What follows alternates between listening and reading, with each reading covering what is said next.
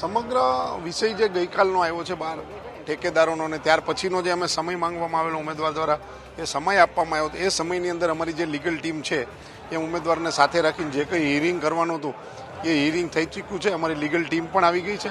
હવે ઉપરથી જે રિટર્નિંગ ઓફિસર છે એમના જે ડિસિઝન છે જે આપવાનું એ પેન્ડિંગ છે ને એ આપે એની રાહ જોઈ રહ્યા છીએ. ત્યાર પછી આગળ શું કરવું એ અમારી લીગલ ટીમ નક્કી કરશે.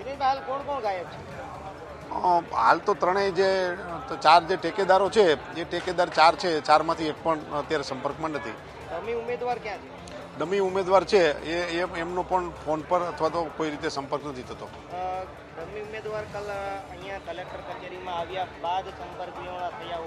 હા, ચોક્કસથી કાલે ઉમેદવારની સાથે જ હતા અને સાંજના પછી ગયા પછી એ સંપર્કમાં નથી.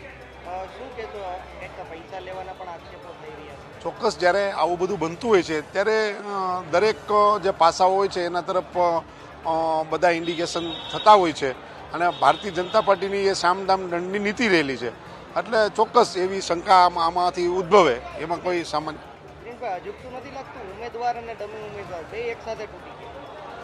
નહીં. ડમી ઉમેદવાર નથી પણ ઉમેદવાર તો હમણાં જ હતા. અહીંયા ઉમેદવાર અહીંથી ગયા. ઉમેદવારના જે ઠેકેદારો છે જે કંઈ પણ ગડબડ થઈ છે ઠેકેદારોમાં થઈ છે એટલે હવે તમામ પ્રકારની શંકાઓ છે એ સેવાઈ રહી છે. કાલે માત્ર ઠેકેદારો ગાયબ હતા, આજે તો ડમી પણ ગાયબ છે. આજે કોઈ ફરિયાદ થયું કંઈ થતું? ચોક્કસ વાત છે પણ ડમીનું આજે કોઈ એવું હતું નહીં કારણ કે ઉમેદવાર પોતે હાજર હતા. હમણાં ઉમેદવાર ના હોય તો ડમી પર આપણે જઈએ પણ ઉમેદવાર પોતે જ હાજર હતા એટલે ડમીનો પ્રશ્ન અત્યારે અસ્થાને છે.